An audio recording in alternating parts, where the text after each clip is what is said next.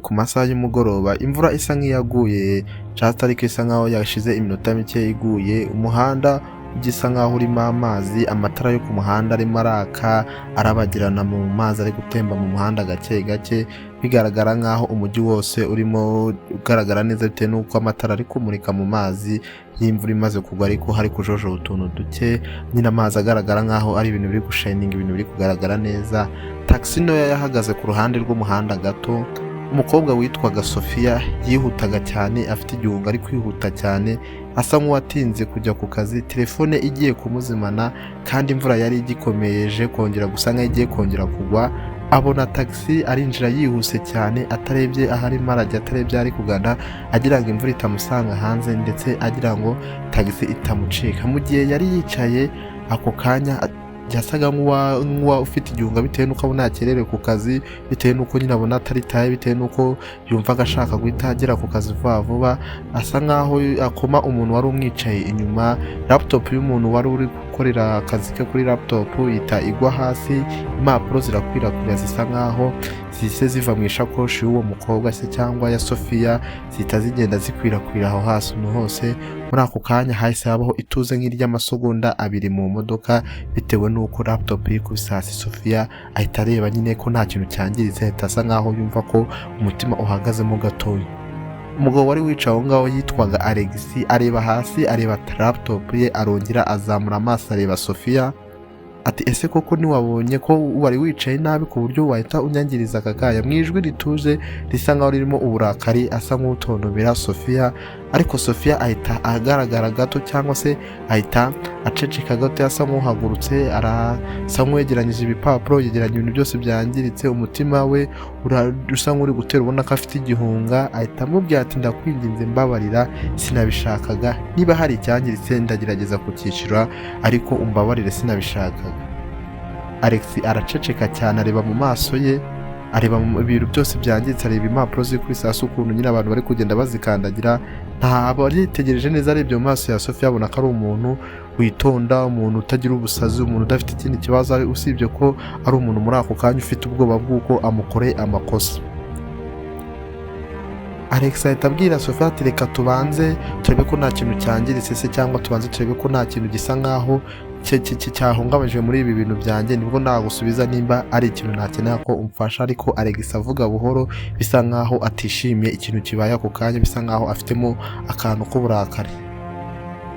Laptop barayitora kuko niyo y'ingenzi cyane kurusha izo mpapuro, kurusha izo dokima. Barayifungura, barayicana ngo barebe ko ari nzima. Sophie ahita asa nk'uruhutse aho kanya gato, asa nk'uwita witse imitima, ahita aseka byoroheje, bitewe n'uko yari ari kubona ko laptop ikimeze neza, nta kibazo gifite. Ahita yishimira Alex, aramubwira ati urakoze kuba utabikomeje cyane, kuba utabigize ibintu biri big deal, bitewe n'uko nari nkwangirije se cyangwa nari ngukomye, kandi wari ufite ibintu byawe uri gukuramo utuje, ariko ukaba unyumvisha ukabona ko ntabikoze mbishaka, kandi ukaba uhise umbabarira byoroshye. Taxi barimo muri ako kanya ikomereza urugendo. Hagati yabo hazamo ituze y'amasegonda menshi, kuko nyine ikibazo cyari kibisa nk'icyo aricyo kibahuje cyari kimaze gukemuka, bitewe n'uko bari nabwo bwa mbere bari bahuye. Ntibakomeje kugenda bavugana ibintu byinshi. Hanyuma Alex arahindukira arabaza ati ese wihutaga ujya he? Wari uri kuva he? Waganaga he? Sophie aramusubiza ati mu kaje gatuje, ngewe aka kanaganaga ku kazi, ndi umunyamakuru, nubwo ntaramenyekana cyane ariko ndacyagerageza gukora akazi kanjye neza ngo ndebe ko ntamenyekana. Alex aramwitegereza cyane mu maso ati ngo uri umunyamakuru se koko? None se ukunda kuvuga izihe nkuru? Ukunda kuvuga inkuru zerekeye ku biki? Sophie asa nk'umwenyura ati ngo nkunda kuvuga inkuru zerekeye ku bantu, nkunda kuvuga inkuru zigira zigira intangiriro risa nkaho risekeje, cyangwa se zigira intangiriro ku kintu gitoya cyane, ndetse nkunda kuvuga n'inkuru zerekeranye ku buzima bw'abantu, zerekeranye no ku rukundo. Alex nigeze amenya impamvu ayo magambo Sophie akimara kuyamubwira yahise amukora ku mutima cyane kurusha situation se, cyangwa kurusha kwa kundi nyine yamuhemukiye cyangwa yamugoye atabishaka, kurusha nyine ibintu byose bibi yamukoreye cyangwa se ibintu byabahuje bibi. Ayo magambo yahise amukora ku mutima cyane. Taxi igeze aho Sophie aviramo irahagarara. Sophie yagombaga kuvamo agakomeza ajya ku kazi, gusa mbere yo gusohoka Justice Sophia yahise areba mu maso ya Alex aramubwira ati nizere ko laptop yawe izakomeza gukora neza, wenda tuzongera duhure mu yindi taxi, iminsi izongera duhuze nk'ibisanzwe. Hanyuma araseka aramwenyura gato arahindukira aragenda. Alex asigara amurebera mu ndorerwamo ya taxi atazi impamvu umutima wumva ko just uhuye n'akanyamuneza kadasanzwe bitewe n'ayo magambo umukobwa mubwiye, ndetse bitewe n'ukuntu yumvishe akazi k'umukobwa akora ko kuvuga inkuru zerecyanye n'ubuzima, zerecyanye n'ibintu byabaye ku kintu gito biri kumukora ku mutima. Ku minsi igenda ikurikira nk'uko Alex atari afite amakuru ye, Alex ntiyari umuntu usanzwe uraho uciritse. Alex yari afite ibigo byinshi by'ubucuruzi, ariko ari wa muntu wicisha bugufi cyane. Abantu benshi bamwitaga umugabo ukomeye cyane bitewe n'uko yari afite amafaranga, yasaga nk'aho ari umugabo usobanutse, ariko nyine wasobanukiwe ko amafaranga atari kugenda ngo wishyire hejuru, akajya amenya kwicisha bugufi ndetse no kumenya ko nawe akiri muri rubanda nyamwinshi. Alex muri iri joro rikurikira iryo ngiryo yisanze atekereza uwo mukobwa bahuriye muri taxi, atekereza ukuntu yamuturiye laptop ye hasi, atekereza ibintu byose yamubwiye, agasanga nyine ari kumara indi minsi agenda amutekereza cyane. Ku bw'amahirwe mu mpapuro zari zaguye z'uwo mukobwa zaturutse ku gashakoshi ke, yaragiye abonamo ikarita ntoya iriho izina ry'uwo mukobwa ndetse na email ye cyangwa se ndetse na contact ze, uburyo mwabasha kuba mwavugana.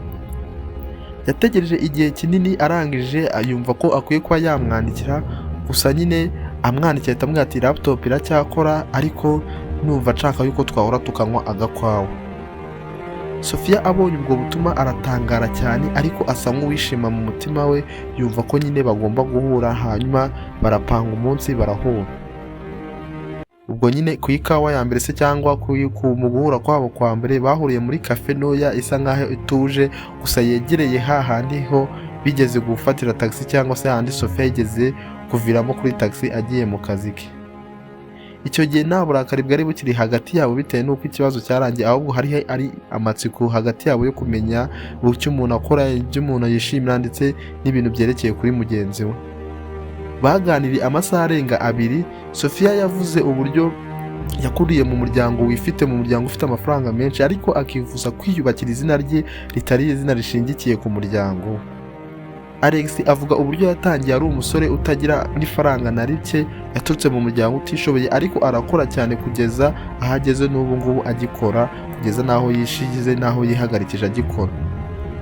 Iyo bavugaga bumvaga just ari abantu bari guhuza urugwiro, bombi bakundaga gutsinda, bombi batinyaga gutsindwa, bombi bari bafite ibikomere byo mu mutima bataravurwa. Iyo saha yabaye intangiriro y'ibindi bintu byinshi hagati yabo, Sophia n'uwo Alex. Habaye ikintu kiba formed hagati y'ubuzima bwabo.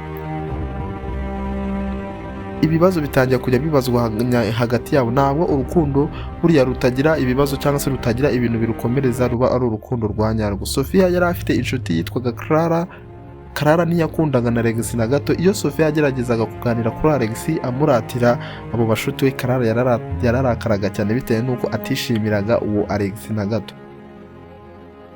Clara yakomezaga abwira Sophia ati ngo abagabo bakomeye nk'abo ngabo, abagabo bafite amafaranga, abagabo bafite aho bigejeje baturutse hasi, ntibaba bakunda cyangwa se ntibaba bavuga ngo bishimiye urukundo rw'umuntu by'ukuri. Clara yaramubwiye ati ngo buriya abo bagabo kenshi na kenshi baba bakunda gutsinda gusa, abo bagabo ntibaba bishimiye ikintu na kimwe, abashaka ngo agukunde agukoreshe, kuko aba azi ko abakobwa benshi bamwifuza, n'ubundi abazagenda agahita ashaka undi cyangwa se abazagenda maze ugukoresha ibyo ashaka akareba undi. Ku rundi ruhande Alex nawe yari afite inshuti yitwa David, yamubwiraga ibintu byinshi kuri uwo mukobwa. Ati uwo mukobwa ashobora kuba agukunda kubera iryo zina ryawe, kubera ibyo bintu ufite, kubera ayo mafaranga ufite.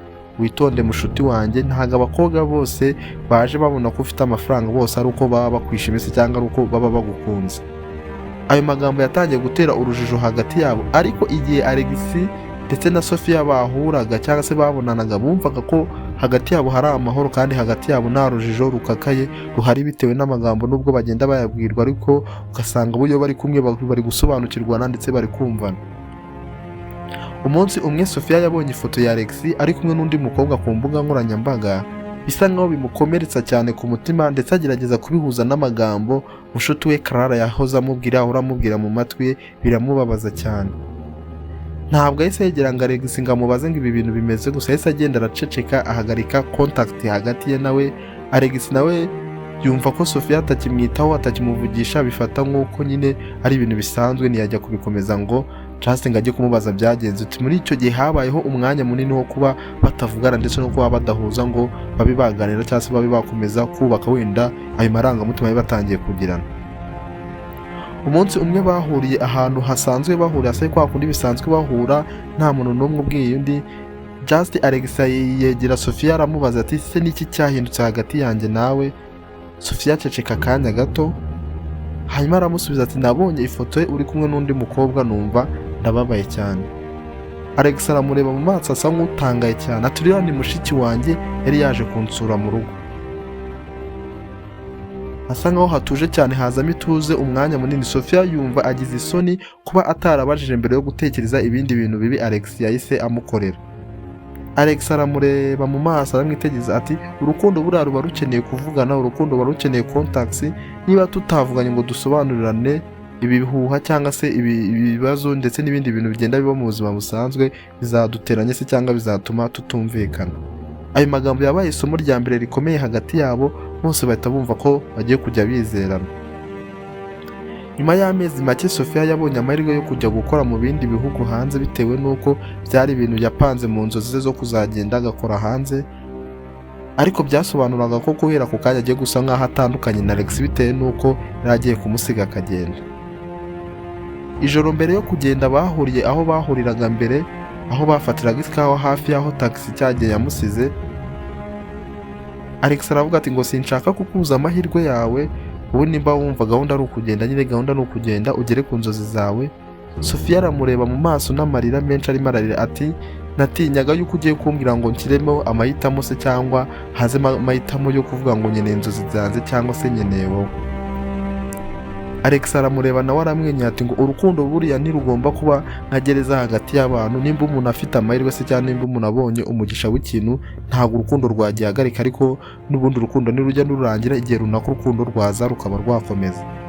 Ayo magambo yatumye Sophie amukunda kurushaho, yumva ko amwiyumvishemo, yumva ko amwihaye wese, nubwo muri ako kanya bisa nkaho agiye kuba amusize. Sophie yahise agenda mu kindi gihugu, intera iba ndende, kumvikana biba birebire, nyine kujya bahura nyine byatsi bita bisa nkaho bihagaze, ariko bageragezaga kuvugana buri munsi, bagerageza nyine kwerekana ko bakizerana buri munsi, ndetse kwihangana hagati yabo kurakomeza ndetse no kugumya kwizerana kurakomeza. Nyuma y'umwaka umwe Sophie yaragarutse, yari amaze kugera ku nzozi ze, yari amaze gukora ibintu byinshi byose yifuzaga, yari yarize byinshi, yarasobanukiwe ibintu byinshi nk'uko byari byaravuze ngo cyangwa se byari byaratumye ajya hanze gushaka ubwo bumenyi. Bahuriye ku kibuga cy'indege we na Alex, nta magambo menshi na make avuzwe, bahise bafatana amaboko hagati yabo. Alex aramubwira ati ese wibuka kuri taxi? Sophie amureba mu maso arakeka cyane ngo ikosa rikomeye ryahinduye ubuzima bwacu. Alex atavuga ngo ese koko ni gute ikosa rito cyangwa se ni gute nyine gusa nkaho umuntu akoreshereje umuntu aribyo bita bihindura amarangamutima y'umuntu, cyangwa se aribyo bita bituma habaho urukundo hagati y'umuntu. Iyi yari inkuru yahuje umukobwa bita Sophie n'umuhungu bita Alex. Ubu ngubu nuko byahise birangira, bahise bakomeza urukundo rwabo, bakomeza enjoyment, bapanga ibintu byinshi. Nimba ushaka part 2 y'iyi nkuru wabitubwira ngo ukuntu byakomeje, tugasherageza gukora n'indi nkuru imeze nk'ingi tukamenya part 2 yayo, urukundo rwabo ko rwakomeje. Ese Clara na David ziriya nshuti ze zizagumya zibateranye? Wowe kora subscribe hano hari kuri TAMU-TAMU, tubashyiraho inkuru nziza ziryoshye. Mukore subscribe na like, ni iby'agaciro. Ciao ciao.